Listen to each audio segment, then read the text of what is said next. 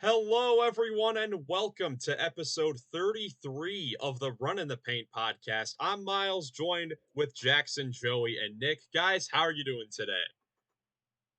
Doing fantastic today. Fantastic. Excited to see you boys.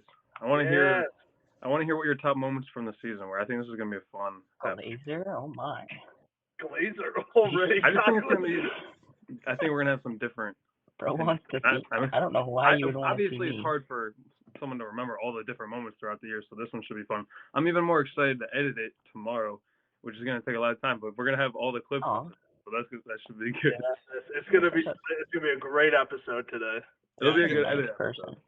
Yeah, it's gonna be a lot of fun. Now, for you guys listening, thank you for listening and all the support lately. It's been really greatly appreciated. Us jumping up. Thank you for what? Thank you, brother. Oh, did you guys? I cut out on your guys' end, didn't I? Yes, you did. Thank you, brother. Okay, I was just saying thank you to the fans for all the support over the last couple of weeks. For sure. It's been greatly appreciated. A week from today, we will be recording our first ever Runnin the Paint NBA Awards show, where we're all collectively giving our awards and all NBA teams and all that stuff for the season. And we want you guys to be a part of it. So in the description down below, we will have a link to our Instagram page where Joey has created a poll where all you guys can vote on each of the awards. And we'll have a fan vote that will be inputted into all of our awards. So make sure to go down and vote before watching the rest of this video. 110%. It'll be all up there. MVP, DPOY, Rookie of the Year, Coach of the Year, Clutch Player of the Year. It's going to be a good time. We would love all the comments and voting, please. Yeah, it's going to be so much fun. The awards a week from today. Crazy to think that next week is the final week of the regular season.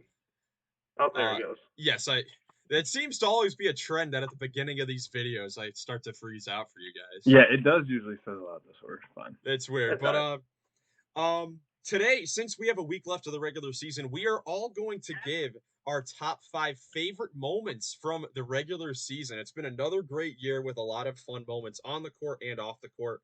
But beforehand, we do have a lot of news to go over. Most notably, Joel Embiid making his return to the lineup after missing the last 2 months on Tuesday night against the Thunder. Everyone loves it. Yeah. It was a heated combo about Joel Embiid last time. Well, it was really fun watching all the ghost fouls they kept calling for him. Dude, I saw 5 different clips. All right, I'm pulling one up right now. I'm pulling it up right now. But no, Joel Embiid returned for the first time since January 30th against the Oklahoma City Thunder. A pretty solid game to return to. They are good. They're a very good team, but not many bigs on that team besides Chet Holmgren. So good game to kind of ease himself back into. He finished with 24 points, 6 boards, and 7 assists in 29 minutes. Definitely looked gassed at times. You could tell his jumper was looking a little bit flat. But overall, I mean, it's great to see him back on the floor, and he looked very solid, all things considered. MVP. Yeah. What else is there to say? He's gonna dominate when he's out there. I'm sure he did look good. He just got to get his legs up. He definitely just has to get that cardio back because, like Miles said, he was gassed after that game, or like during the game. Yeah, they were only able to play him in like playoffs. They were only able to play him in like 4 to 5 minute spurts, which I mean makes sense. First game in 2 months, but I'm sure their normal rotation is that he'll play the whole first and third quarter, and sit the first like 5-6 minutes of the second and fourth quarters. I'm sure they'll want him to get to that point before we get to the playoffs and the play-in tournament if the Sixers end up staying in that spot. Currently, they are They're in 8th place, a game and a half back of 6th and 7th. So, still so many things can change. We always say that standings are changing on a nightly basis, but just good to see him back on the floor. Good night from Tobias Harris last night, 5 for 8 from deep. They're going to need him to be clutch if they're going to go for it. I know we talk a lot about Maxey. I know last episode we talked about the Sixers, but Maxey and Embiid, they're going to do their thing. Hopefully Embiid, when he comes back and isn't gassed in the playoffs. But if Harris is going, man, he's an X factor for him. He is an X factor. Yeah, very similar guy to, I feel like, Chris Middleton from the Bucks, where if they score 20 points, then it's going to be hard to beat them because he's a very good, former first option, and with the Sixers for the last few years. Definitely one of their X factors as we get to the postseason. 100%. Now talk about the Knicks. Yes, let's talk about the New York Knicks. Julius Randle came out today that he is going to be done for the season. He's going to get shoulder surgery. He's been out for the last. Jackson. Yes, we have to hear Jackson's, but he's been out for the last couple months. He's been trying to come back to return to the Knicks for this playoff run, but they've decided that he is better off getting the surgery. He'll be reevaluated in 5 months, which puts him right in time for training camp for next season. But Jackson, what do you think? We all know how you feel about Julius Randle. Give me 1 second. Oh, jeez. Okay. For the listeners, Jackson believes the Knicks are better without him, so this should be right on par for your predictions here about the Knicks making it to the finals, right? Mm-hmm. Yeah. Knicks stan. Call him Confetti. Rain down. Let's go. Call him Julius is out. like Lee. Julius is out. You know what this means? This means that the number 1 contender in the Eastern Conference is the New York Knicks. Number 1. Boston doesn't scare me anymore. They scared me a little bit a couple hours ago before this was announced. Not anymore. Not anymore. What about OG? OG's out too. No timeable. If OG comes back, they're the number 1 contender of all time. Dude, that's a 16-0 playoff run. 16-0. Jackson, Jackson? What, dude? Tom Thibodeau gonna summon from the great depths of basketball underworld some laser focus of Miles McBride to. Yes, dude. Miles McBride is amazing. 16-0. No, that's not gonna happen. Don't you disrespect Deuce? I swear, dude. There's no chance that happens. But look, you don't want to disrespect Julius Randle. He as much as I'm not as far as Jackson as saying that I think Randle is. I don't think Randle the worst helps that team that much, because of his style of play. But I mean, when you lose an All NBA 24 point per game score, that's I don't think that makes you better come playoff time. I know he hasn't been good in the playoffs, but it's always tough to lose a 24 point double machine in the playoffs.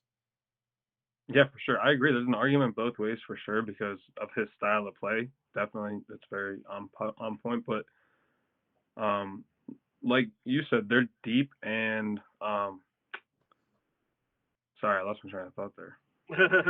Well, no, they're deep and they have the pieces to make up for his absence, as we've seen for the last few months of the season. But that's a dependable person in the playoffs, like a guy you can go to get a bucket when you need one. That's not Jalen Brunson. I was going to say, obviously on the defensive end, we all know how Godwin feels and kind of how we see when Julius Randle plays. Like, he is a bit of a defensive liability. However, it's on the offensive end but again, they've addressed their offensive needs. They're so deep, it should be able to handle it. The real miss is if they don't have OG. That's going to be the real killer if they don't get him back soon. Yeah, if they're missing a good player compared to the worst, it's a big drop off, man. Now, again, for all our listeners and viewers, we don't condone anybody getting injured, and we feel really bad and hope for a speedy recovery for Julius Randle. So I know that Yes, last yes, episode, agreed. So yes, there shouldn't be last any. episode we kind of, whether for better or worse, compared the Joel Embiid and Donovan Mitchell injuries. But how do you think, like, did the Knicks have a bigger impact without Randle, or do the Wolves lose more with Cat? Without Cat. Wolves Cat's way more actually with good at Cat. basketball. I think the Wolves definitely lose more with Cat. Cat's actually a good player, dude. They're scoring. Even though the Timberwolves are, I believe, 8-2 when they start Naz Reid, I think when it comes to the playoffs, you just lose a lot more with a big that's that talented and that efficient scoring. Even though he hasn't been good in the playoffs either when he's been in it, similar to Randle. But both teams are still contenders. Dude, I need one of those Naz Reid towels. Yes. Oh yeah, that was cool. Yes. But OG Anunoby. So looking at his current injury report, he has basically been on a game-to-game basis where he's been out since March 16th. He's been without a clear timetable. And keep him out for the playoffs. We can assume that he's probably not he's not close to returning because he hasn't been able to really get through a practice yet, and he's been out days in advance. So it like we've been saying, it comes down to whether he is in the lineup and available for them to really have a chance to advance past the second round. Yeah. You can't even say that. You were even saying before, Colin, that OG's a way bigger loss than Julius Randle. Yeah, but their team is still deep enough. They're fine. They've been 15-14. They've been around 500 team the last month or so. Like, it's not like they're fine. The Knicks from January are not coming back. They're getting those losses off now. Okay. Okay. I mean, getting ready for the 16-0 playoff run. Jeez. There was a guy that used to be on the Knicks that had a really good game this week. Okay. Yes. Oh yeah, yes, we do have to talk about it. What a transition! Malaki Flynn scoring 50 points off the bench BBall. on Wednesday night against the Hawks for the Pistons. Most surprising 50 ball ever. Detroit basketball. This dude was averaging 5 points per game this year. Lowest points per game average before dropping a 50 ball. I think it might have been. Yeah, beats out. He might be 5 points for his career. No, it was career averages. Well, 5 for both. Yeah. That's crazy. Yeah, it is crazy. So I want you guys to try and guess this. So Malaki Flynn is the third bench player in NBA history to score 50 points off the bench. Can you guys name the other two bench players? Not Corey Brewer. I think he started that game. Unfortunately, I'm looking at it right now. Oh, so all right, Nick, you're out of this.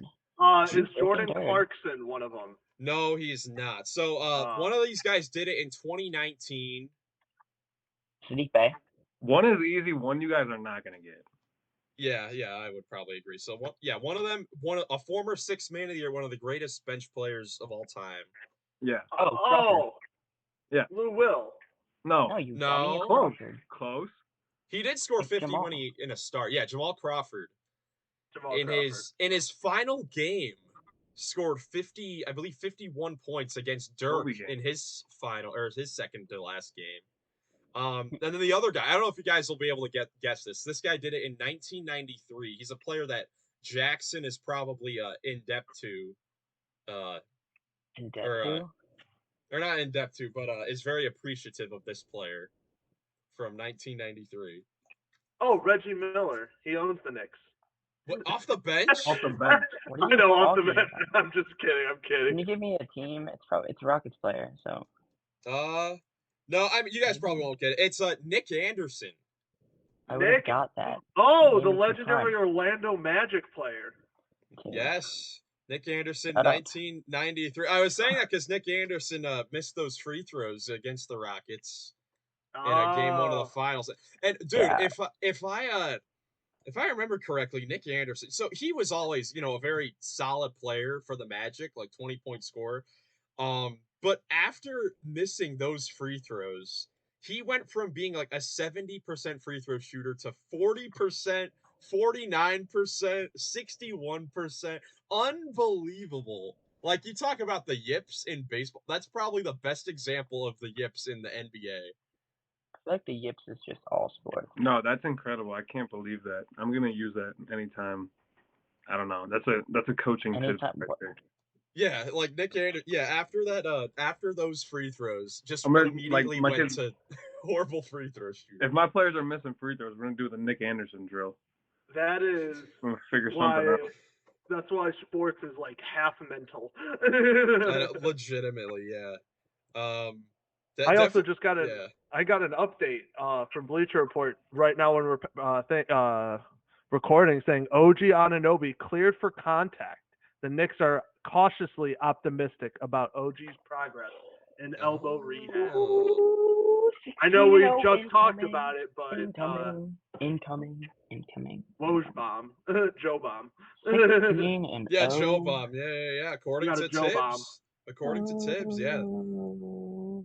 16 and 0. All right, let's talk about who's coaching the Hornets.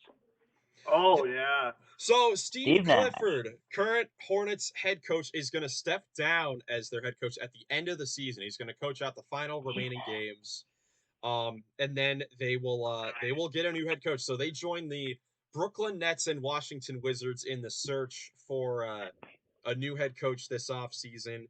It came out today that the Hornets have secured permission to interview 4 of the top assistants in the league, interviewing David Adelman from the Nuggets, son of legendary head coach Rick Adelman, Jordi Fernandez from the Sacramento Kings, Charles Lee from the Celtics, and Kevin Young from the Suns, and they will pursue permission to interview other candidates in the coming days. So, what do you guys think about this for the Hornets? I talked over the third guy you said, but it was Charles Lee, and I hope that he gets the job because I kind of want to see if the Joe Mazzulla School of Coaching has any legitimacy. He was only there just last year.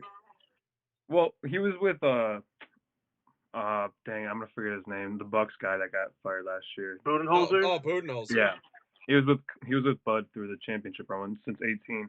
But yeah, I don't know. So technically he's off the Coach Pop coaching tree. Yeah, Coach Pop's coaching tree. Yeah, technically, because Budenholzer learned from Coach Pop, and if Joe Mazzulla learned under that's Pop has one of the best coaching trees in NBA history, man. No question. Splitter. Thiago Splitter. Shout out to Thiago Splitter.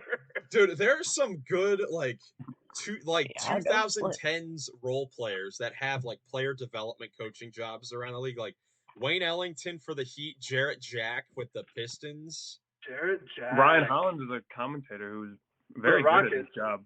Yeah, he is actually very good at his job. Jared Dudley with the Mavericks. Dude, hey Dudley. Dude, there's some good ones. I guess even Luke Walton with the Cavaliers. He's a former player. Oh, did you notice that he wasn't named as one of your top assistants getting interviewed for the job? Maybe because he's not good at his job. One of the guys that is the top assistant is Chris Quinn that we talked about in the pre-pod lobby of Miami Heat, who's been under Spo for like a decade plus. Chris Quinn, yeah. Former Cleveland Cavalier. I did not realize. Former Cleveland Cavalier player. Yep, that's cool.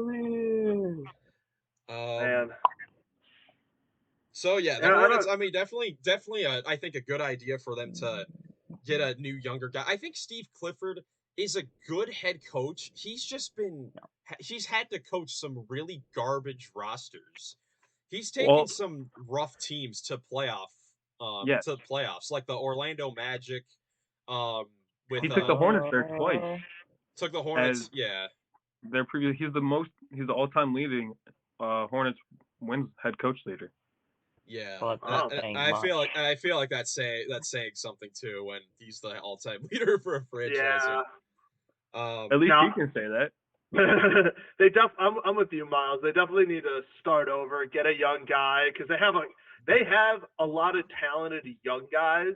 So if you get a young coach in there and it all meshes from the start, they can all grow together, and it'll be awesome to watch. It's So like Missoula. Is it though? Missoula's younger. I mean, they were kind of good coming in, but we've seen them getting better every year. I mean, it's only been 2 years with them, but still. Yeah. I mean, we talked about the Hornets. We talked about the Hornets in our lottery team preview, off-season preview thing, but Hornets definitely have a bright future, led by Brandon Miller, and he's continued to play great. Their acquisitions at the trade deadline have been very solid with Trey Mann, and even Grant Williams has been decent. Grant Williams turned into prime. Yes, his name. Shout out to Vasily Micic, who's been the 30-year-old rookie has had some big games for the Hornets since the trade. It reminds me of Milos Teodosic. Yes. Oh my gosh. You know who he reminds me? He reminds me of Nikola Mirotic, who came in super old, but then became like kind of role player right away. Yeah, Mirotic. I was surprised when he decided to go back overseas. Like every year at the beginning of the season, when they do the NBA GM survey, and it's like, who's the best player overseas? It's almost always Mirotic. Mirotic was a good player here too. Yeah, all right, how you guys want to? That reminds me of AJ McCarron for the Bengals. He literally said, "Cut me so I can go play in the UFL, please." Yeah, and they did. Do we want to talk about the Hoffers real quick? The Hall of Famers? Let's talk about them real quick, Joey. Go ahead. All right, so we got a couple names for sure going to be inducted into the Hall of Fame, the National Basketball Hall of Fame. Player Vince Carter. Raptors, Nets, great. Yes. Chauncey Billups, former champion for Detroit basketball. Well, yeah, it's good. Finally in the Hall of Fame. I think that's he deserves to be in there. He's the only reason why the Pistons are. Well, the only reason why the recent Pistons aren't the GFF. That is true. That's fair. That team was so good. He was the leader. And then for a record third time, Jerry West is getting inducted in the Hall of Fame. He was previously inducted as a player, an Olympian, and now as a contributor for his work as a GM for the Lakers and then a consultant for the Clippers and Warriors. Yes. You know, Joey, I'm with you. If you say that the Basketball Hall of Fame is too easy to get into, you said that on here a couple of times. 100%. If you can get in there 3 times, what are we doing here? Hey man, I'm with you. And that's the thing. Hey, I like Chauncey Billups was a great player, but is he? When we talk about like players that and same with Vince Carter, absolutely phenomenal player. All right, but are they a top 50 player? Well, top 50 isn't Hall of Fame. Yeah, top 50. But that's what I'm saying. Like we always talk about like players that, like for example, a legend we were just talking about just retired. Rajon Rondo has officially retired, and we asked the question in our basketball group chat: is he a Hall of Famer? My father Joe said no. A couple of us said yes. I think he's a yes. So the thing with Hall of Fame stuff like that. So Jerry West getting in 3 times, I think it's not like he obviously Jerry West is Jerry West, but he's getting in there 3 times for 3 different things. Yeah. That I don't mind. For being the logo next? Give him a 4th one. Give him for the most clutch. Give him a 5th one. I mean, golly. But I mean, I don't think it's crazy that he gets in there 3 times. I do. Yeah. I don't know. The Hall of Fame is is not easy to get into. Like you're gonna hear a bunch of like role players and all that kind of stuff, and maybe a segment in the future. I'll come up with a bunch most of overrated. I'll come up with like a couple of that are most overrated Hall of Famers or players that we like that like, hey, are they Hall of Fame or not? We can do that in the future, but the thing I don't know, man. The NFL kind of has it perfect. The NFL Hall of Fame is so hard to get into. The baseball Hall of Fame is harder, though. Well, yeah, the baseball. That's impossible to get into almost. Well, the baseball Hall of Fame is just dumb because, well, he just didn't have an interpreter, so he would have been scot-free if he had an interpreter. His word. His words on his most recent post. I would like to hear your guys' top moments. Yeah, let's go to the top moments. Yeah, let's go ahead and get to it. So we each came up with our top 5 favorite moments of the regular season. What do you guys? Who wants to go first with one of their favorite moments? Did you guys go 5? Did you rank them, or did you just pick 5? I just picked 5. I didn't list them though, Yeah, unfortunately. I just picked 5. I didn't really rank them. Yeah, I picked 5. All right, well, I'll start, and if you guys want to take the time to rank yours, you can. I'll start with my 5th, and I'll go 4, 3, 2, 1. Is that all right? Okay. All right. 5 works.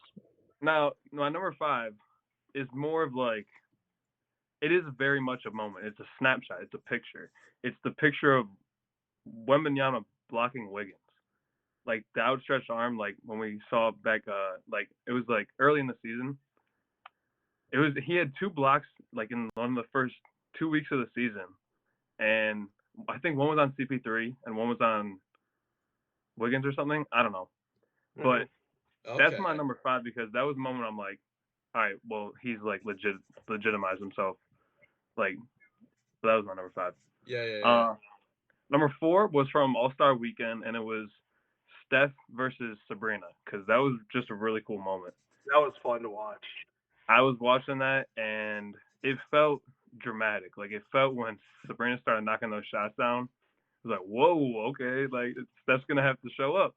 And that was fun to watch, and it was really the build-up that I remember the most. Like, it felt like the most hyped-up event of the whole weekend, and it was. And it's cool. I hope we just get more of that, honestly. Yeah, for sure. If you guys want to talk about any of these, feel free to come. No, I completely agree on the Sabrina and Steph one. That was so much fun. That was incredible to bring the men's and women's games together. Two people at the top of their sports. Yeah, it was very, very special just to see anyone compete with Steph on that level. It really magnified things for the women's game, and we see now with the tournament, like 2024 is going to become a monumental year for women's basketball, and 100%. I think it really kickstarted with the Sabrina versus Steph at All-Star Weekend. And now you got the NCAA tournament Final Four in Cleveland. By the way, let's go. Yeah. But that one's being more watched than the men's tournament right now. Yeah, like I saw. More fun to watch. Yeah, like I saw Shaq. I just saw a quote from Shaq that said that he doesn't even know any of the men's players' names because the women's game was just better. It is. Yeah, and they're more marketable. These girls are like way more fun to like. I mean, they are not girls. But you know what I'm saying? Women. No. What was it? LSU versus Iowa had like 12.3 million people they're watching. Fearless, honestly. I think when I'm looking, like they don't care. They're fearless. And that's not even a Final Four game. That kind of viewership. Yeah. All right, my number 3 moment was, you guys know I had to pick this one. When Ja returned, hit the game winner, Toledo on mine. That's versus the literally Pelicans. on mine. Yeah, so that's my number 3. That was great. What a glazer! Oh, shut up! I'm feeling goggles worse. He delivered. He only got a couple games. He delivered one of the best moments of the year. That's fair. No, don't call him a glazer. Number 2 is kind of a twofer. Number 2 is Ant, another one of my favorites. But I picked his block on Neesmith as well as his dunk on John Collins because, I mean, guys, poster of the year. I have a different Ant one. Poster of the year for sure, and then probably block of the year too. Yeah. I have a lot of different ones. I have more than 5, so. All right, and then my number 1. 5, Douglas. My number 1 is Spruce's 64-foot game winner. I don't know how you top that. Yes. I don't know how you top that. Dude, that week stretch where it was on 2 straight Tuesdays where Strus hits the half court shot, and then the next Tuesday we get the Dean Wade fourth quarter explosion. Don't give it away. A couple of those might be in my top 5 moments. Those guys might be in my top 5 moments too. Okay. Well, one of my extras that has to deal with Ant too was his self alley-oop. Yeah. It was like a baseball pass off the glass. It wasn't like a regular alley-oop. Like he chucked it at the backboard. Yeah, that was nice. It's not one of my 5. It's just another one I liked because I have more than 5. Dude, Anthony Edwards, like this. Well, there are so many players this year where like you can see like shades of older players like from the 2000s just like in their games. Like Anthony Edwards, ever since he came into the league, has always reminded me a little bit of Tracy McGrady, and that off the backboard. I mean, come on, that's just spot on. Dude, like Literally. literally talking about people that remind you of people like Cam Whitmore reminds me of Anthony Edwards. They're clones, man. Oh man. All right. I'll do my top 5 next. All right. My number 5, like I said in the pre-pod lobby, I have a Rockets moment, but it's not really a moment. It's this winning streak they've been on and the stretch and that they've been on to, and the way my notes I wrote it is the Rockets winning streak to stay relevant. It's a fact. It is a fact. But we all counted them out. Goglin retired, and all of a sudden we're like, all of a sudden it's like, hey, we're one game back in the play-in in the Warriors. Like, That's not what? why I retired. I retired because of the referees. Okay. Oh man, Stupid that moment took you out of referee. retirement. So that in itself gets you. Yes, thank you, Rockets. I mean, as much as Goglin can be annoying, we do need him watching basketball. Yes, shut up. I'll be retired. I'll be retired after tonight if they lose. So no, no, not again. Oh man! All right, so the next one I have is for number 4. Again, it's the moment for me. It's like a stretch period of time. December Doncic. Do you guys remember the run Doncic had in December? Like season. Well, December specifically. Like December, I looked at his game logs before. He only had one game under 40 or 30 points, and he had 4 triple doubles, or 4 triple doubles. 2 of them were 40-point triple doubles, and the lowest scoring one was 36 points and a triple double, light work, including him dropping a 50 bomb on Christmas Day. Dude, that is sick. In December and January, he averaged 37, 9, and 11. Like, are you kidding me? Rookie numbers. It's insane. When we get to the awards show, Luka has climbed up my MVP rankings. I was looking at moments. I'm like, I remember Doncic having a couple of crazy games. I was going to try to pick a game, and as I'm looking through the game logs, I'm like, his entire December was insane. What? Dude, his first December. Yeah, he had it was like the home opener for the Mavericks. He had 49, 10, and 7, and he with that crazy shot against the Nets. Yep. He made like 4 threes in a row and capped it off with that insanity to start the season. It's like, man, is this gonna be the Luka MVP season? And he's very well might be. If he keeps Guys, this I might up, shock dude. you with one of my picks. Oh, you're gonna shock us with a lot of your picks, like you always do. Joey, keep going. All right, my number 3 is what you were referring to before about like the week apart. Is in my notes, Dean Wade owns the Celtics. Dean Wade just taking over the entire fourth quarter of the Celtics in Boston and leading us to a win. That was huge. I'm sorry. Dean Wade was like lights out, didn't miss a shot, doing everything. He's a good defender. It's extremely unfortunate he's hurt right now.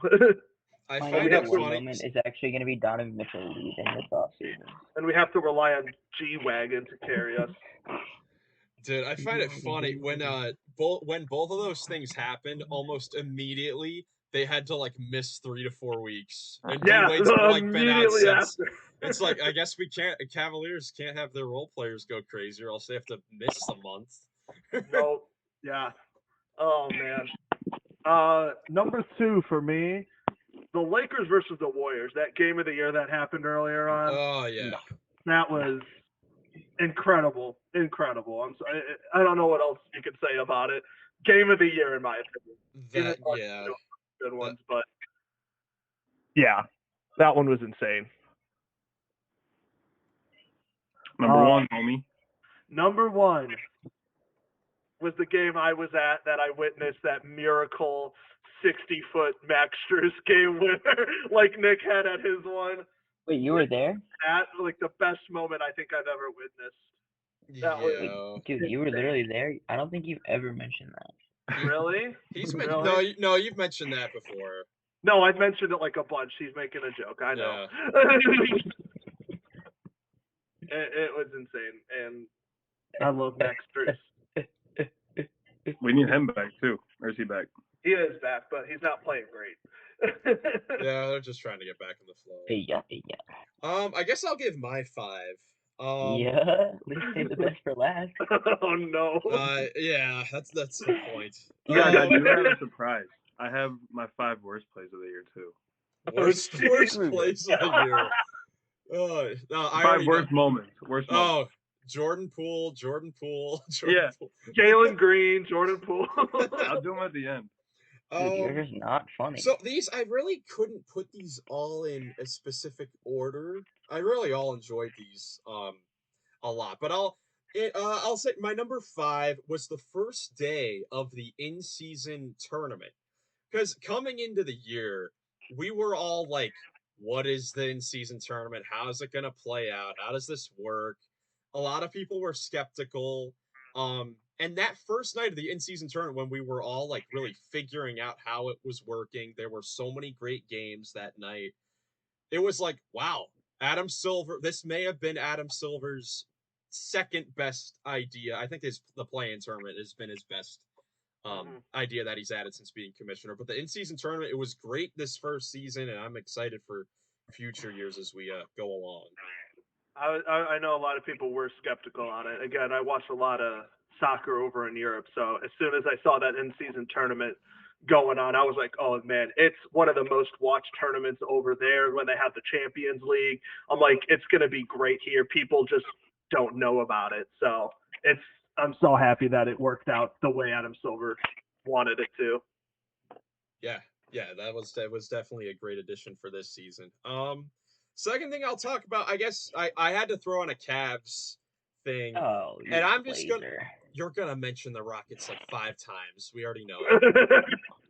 But I had to say, really, the whole month of January for the Cavs, it was like one of the best months in franchise history. Without Garland and Mobley, a lot of guys just stepped up. And it's propelled the Cavs to be somehow still in the mix for a top 2 seed in the Eastern Conference. A lot of that also has to do with a lot of the other teams not playing well, but in a stretch where things could have really gone south, we could have seen a lot of trades or major moves happen during the middle of the season. They picked it up, and that they still somehow have a shot to make noise in the playoffs, and it's because of this stretch. Definitely. Couldn't have said it better myself. That was a great job. Elegant. Elite. Yes. Number 3, I guess going in the opposite direction, the Pistons' record losing streak was one of my favorite moments of the season, because when we got to games like 20 through 27 or however long it was, every game we were just like game watching to see, okay, how long is this gonna go? Can anyone beat them? or can the Pistons beat them? End the streak. We're all watching to see who's going to be the one team to actually lose to them, who's going to have that blemish on their record. Weren't there some close games during that Shout time? out the Toronto Crafters for losing to the Pistons. But no, like, I was intensively watching the Pistons-Celtics game because the Pistons were blowing out the Celtics in Boston in the first half. Then the Celtics came back and won in overtime. But that was some crazy times right there. With how long the regular season can be, the Pistons losing streak made it perfect in the middle of the season to just like be watching the Pistons games, like the worst team. So that was one of my Shout out to Wingstop also. As soon as they came out with the, as soon as they go on that losing streak, hey, when the Pistons win, get free wings. They never win again. It's a little funny off the court thing. So this was at the trade deadline. I don't know if you guys remember this. When Robin Lopez was traded from the Bucks to the Kings and waived, and then that very same night he was seen at the Bucks game reading a book during the game. Why is this your top 5 moment? This makes no sense. I Yeah, love this is it. ridiculous. Because Robin Lopez is one of my favorite players, and it's just I don't know. It was just hilarious. I love Rolo, dude. Sorry, I'm Reading not a trying to book, be a hater. reading a book during a game. It was just hilarious. I agree.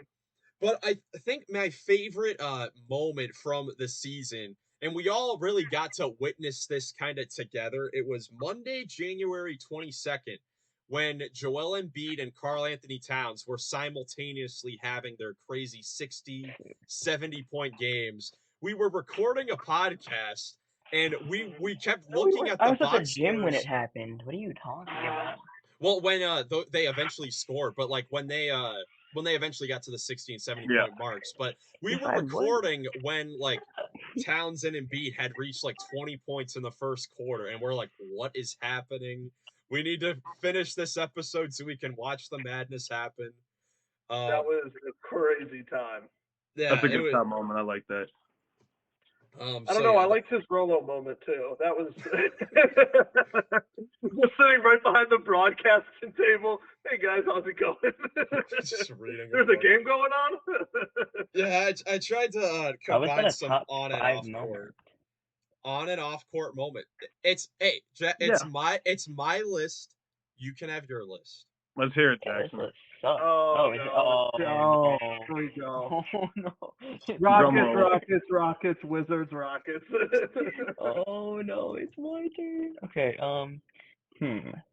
so for my first one, this is another double one. And here's the big surprise. We got Joel Embiid 70-point game, and we have Joel Embiid versus the Nuggets. I think that was 2 enjoyable Joel Embiid games for me. Oh, that's a surprise. Big moment. You picked Big Joel moment. Embiid good moments? As a favorite moment of the this is a Twice. surprise. That is, you said you were going to surprise us, and that is a big surprise. Listen, man. 70 points is 70 points. I mean, it was a fun game. I went back and rewatched it when making this list. I was like, okay, I'll give Embiid a win. He needs this because he's not going to win in the playoffs. So we're going to give him this when he loses to the Hawks. Still has to hate And on then- To him. the Hawks, no. Oh my, stop. Shout out to the Hawks for officially clinching the play-in tournament last night. And shout out to the GFF Brooklyn Nets for missing the play. True. I like that shout out. They did beat the Pacers though. They played spoiler for the Pacers. All right, so what, am I allowed to talk now? Isn't it your Yes. list? Yeah, it's your list, buddy. Okay, my next moment, this may come as a shock to you guys, but is the Alperen Şengün 45-point game against the Spurs. Dude, that was amazing. 45-point game. There's like 100 guys in the league have a 45-point game this year. Yeah, but Malaki Shut up. Flynn just dropped 50. Literally. yeah, well, Malaki Flynn didn't have 15 rebounds and 6 assists. So shut up. Yeah, but Malachi Flynn did it He had against 5 a and playoff 5. team or a play-in team. Against the playoffs. And LP did it against the Spurs. Yeah, against the guy who should be the defensive player of the year. Dude went. Oh my. Yeah, that's fair though. Shut up. How about that? Shut up. Shut up. Shut up, brother. All right, you want to play some funny business? It's ridiculous. What's your third, All right. buddy? What is my third? All right. My third is the Nikola Jokic game winner against the Warriors that he banked in. Nice. Yes, that's That a one great was moment. that one was redonkulous, dude. I don't know how. Every time Jokic shoots it, Dan Van like a Gundy's crazy call. shot. I saw it today. 7-footer off the dribble, can't be stopped or something like that. Yeah. Dude, they were down by like 17 points with 6 minutes to go too, and then they come all the way back, and Jokic hits that shot. Wow. Yep. All right. My next one is another Rockets moment. Please don't hate me. It is Dylan Brooks against the Grizzlies, his dagger 3 that he hit. Dude, that's the only time I've ever seen fans happy about Dylan Brooks. Because he was just so pissed off, and it was. I don't know. The Canadian fans were pretty happy about him this summer when he was. That's true. Browns medal matches against the Americans. Yeah, so I went into Toronto and started talking trash to everybody. Obviously. Who else do? All right, I have one more, 2 more, one more. One more. What is your number one moment of the year? All right, my number one moment is another one like you guys, and it involves the Rockets again. But it's one that I was at. The Cavs Rockets ending. It was I mean, I was there with Miles. It was like a playoff experience for me, at least. It was a heck of a game. Oh, it was a fun game. I saw you guys on TV. I saw Jackson going crazy and then sitting on his thing while everyone else was going crazy. Dude, that was the Sam Merrill breakout game, or one of the first ones. Dude, another moment. Donovan Mitchell wearing the Money Merrill jersey and the honorable mention. Very, very true. I should have mentioned that too. Honorable mention. Freaking hater. Hater. All right, you guys gotta let me Honorable get these. mention was. Who's a hater here, Jackson? No, I can see you just watching WWE and the reflection in your glasses. No, dude, what are you talking about? Oh my goodness! No, Nick. Nope. So you have the top 5 worst moments of the season? That is correct. I You guys have gotta a let me bunch, get these too. off my chest. All right, Okay. number 5, Jackson's All right, top 5 moments list. Let's- An honorable mention for sure. I didn't mention Robin Lopez reading a book. That's a All right. great moment. That's a great moment. Yeah, I got now. coming at number 5 is a very embarrassing moment for a member of the New York Knicks. Why? And it was Julius in a game, I believe it was January, at the Garden versus the Bulls, first quarter. Jalen Brunson's bringing the ball up, sprinting down the court, passes it to the wing to Josh Hart. Josh Hart looks at DiVincenzo in the corner, and it goes 9 rows into the stand. This dude threw the basketball into outer space. Dude, I can't wait to see the video with the clips. Yeah, DiVincenzo just looks at him like, dude, what was that? Okay, we're fine. It was literally Villanova to Villanova to Villanova. Number 4 is kind of a similar play, and it comes from the Bulls. And Andre Drummond intercepts a pass. He's got a breakaway, clear dunk, and he stuffs it into the front of the rim. Dude, Andre Drummond always gives you one of those. Dude, he got rim stuffed on a breakaway. Dude, remember? Was it the first game of the season he broke Chet Holmgren's ankles on a fast break? That was like the first game of the season. Dude. Oh, what was it? Was it last year when he did like the Euro step, but then airballed the layup? Airballed the layup. Yeah. Shout out Andre Drummond for sure. Cavs legend. Cavs legend for yeah. Number 3. Legend. The top 3 are actually not plays; they're just kind of moments. So number 3 is Scott Foster and CP3 because this really irks me. I hated it. Yes. I did not like this. Arguing about CP3's kid. Yeah. Delete I don't know. stuff right there, Scotty. A ref shouldn't have that much spotlight, and I don't know. I didn't like that moment at all. Why don't you tell us how you really feel? Yeah, I did. I agree, man.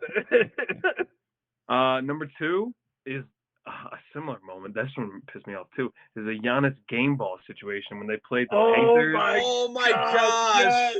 Oh. And he's so it's Halliburton and him after the game, and Giannis is telling him, "Give me that ball."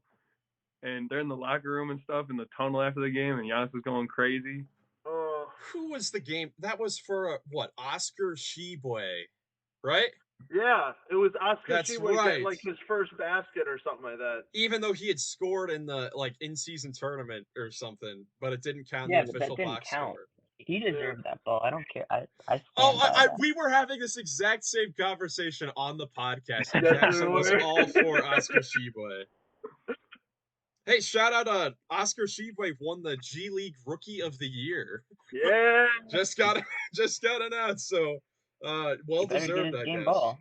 All right, He and for the definitely number thinks one it's worst moment, honestly, you can just run the compilation of Draymond this season. You can go the headlock. You Ooh. can go Patty Mills. You can go anywhere with Draymond this season. It's just been bad. He's stupid. I hate him so Dray- much.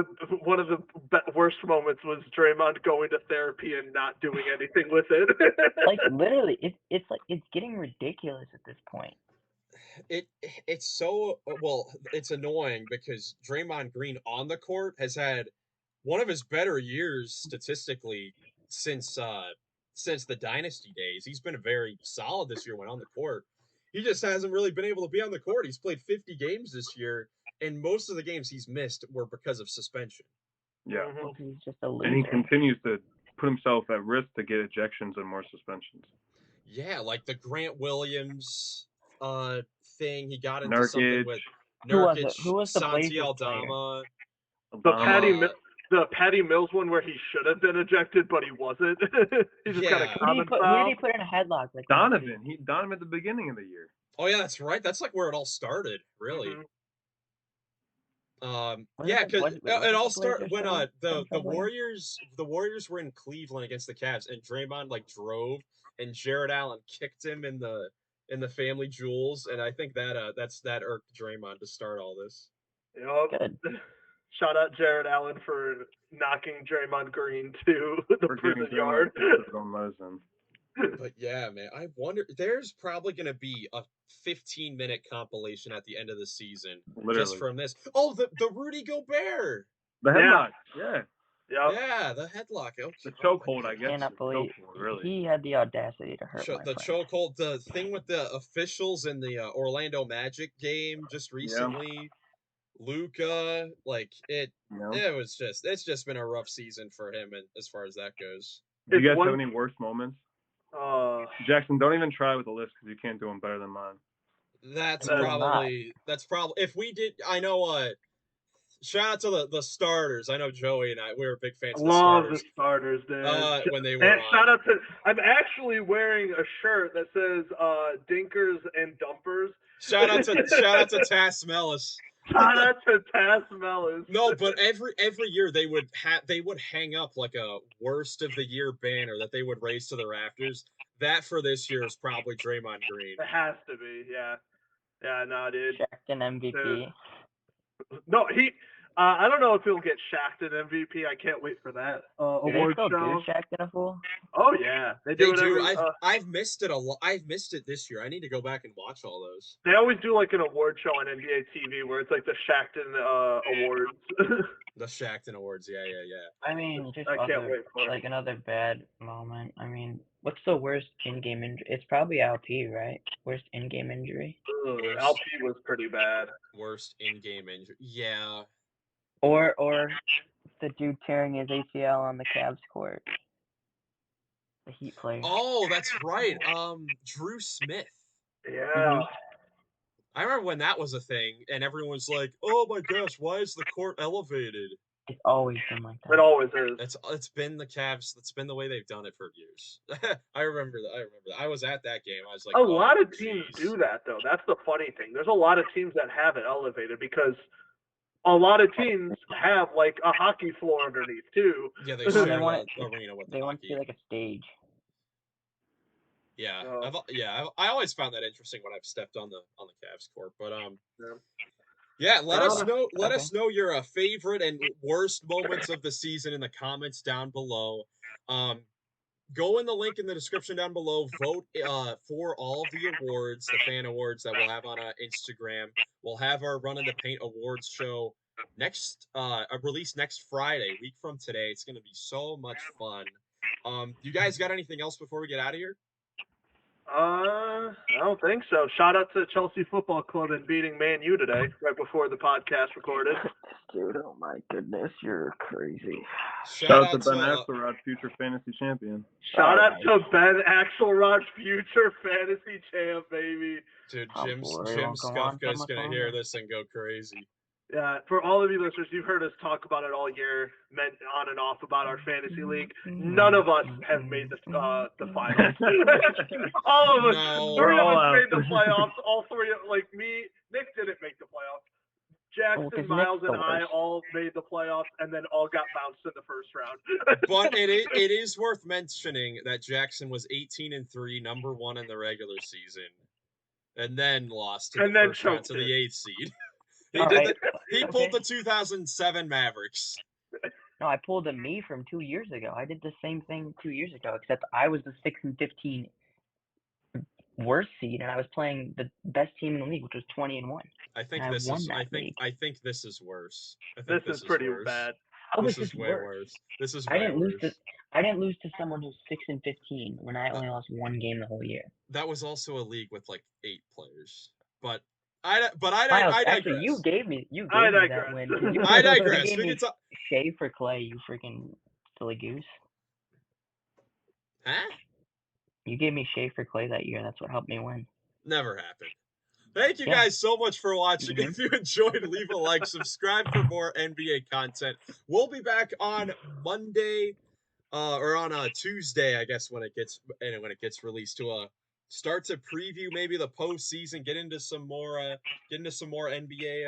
NBA stuff. So stay tuned. Thank you guys so much for watching. Hope you have a great rest of your day, and we will catch you in the next one. Peace. Peace.